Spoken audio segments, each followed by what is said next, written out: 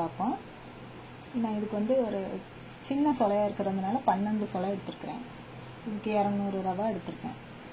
இப்போ செய்முறை பார்ப்போம்.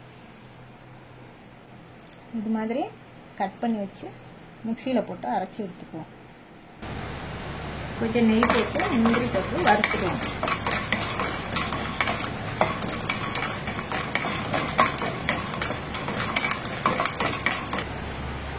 ரவை வறுத்து எடுத்துக்கணும். 200 கிராம் ரவை.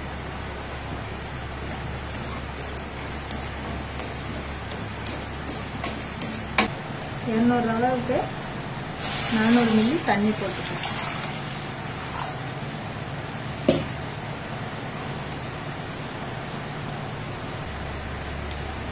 கொஞ்சமா எல்லோ கலர் பவுடர் போட்டுக்கணும்.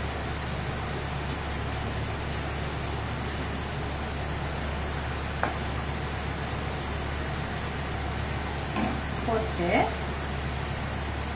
சர்க்கரை 200 கிராம் போட்டாச்சு. இது கரைஞ்சா போதும், கொதிக்க விடணும்னு தேவையில்லை. சர்க்கரை கரைஞ்சோடனே நல்லா உலை காயிற மாதிரி காஞ்சோடனே ரவை தூக்கி கொட்டி கிண்டிட வேண்டியது.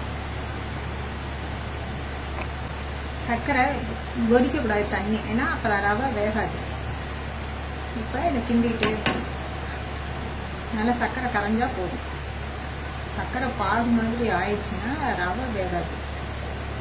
சில பேர் சர்க்கரை அப்புறம் போடுவாங்க. எனக்கு இதே மாதிரி போட்டு பழகிடுச்சு. கொஞ்சம் நல்லா கெட்டியாக வரும்போது பலாப்பழம் அரைச்சி வச்சுருக்கோங்க, அதை போட்டுக்குவோம். இது மாதிரி சர்க்கரை முன்னாடியே போட்டால் கொஞ்சம் நல்லா உப்புமா மாதிரி இருக்காது, கேசரி நல்லா இருக்கும், மின்னு இருக்கும். இப்போ அரைச்சி வச்சுட்டா பலாப்பழத்தையும் இதில் போட்டுக்குவோம். ஏன் கலர் கம்மியாக போட சொல்கிறேன்னா, பலாப்பழமே கலராக இருக்கும். அது கூட இனிப்பும் கொஞ்சம் கம்மியாக போட்டால், இது பலாப்பழமும் இனிக்கும்ல, கம்மியாக போட்டால் நல்லது. இப்போ ரெண்டையும் சேர்த்து கிண்டிக்கணும். தேவையான அளவு நெய் போட்டுக்கணும். உங்களுக்கு எந்த அளவுக்கு நெய் தேவையோ அந்த அளவுக்கு போட்டுக்கணும்.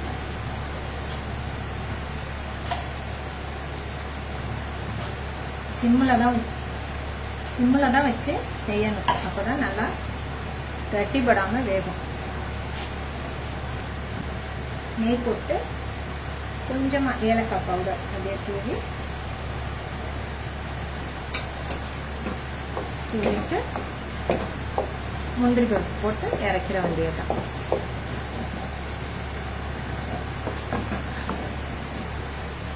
இந்த பழத்துக்கு வந்தோன்னா முந்திரி பருப்பு போட்டு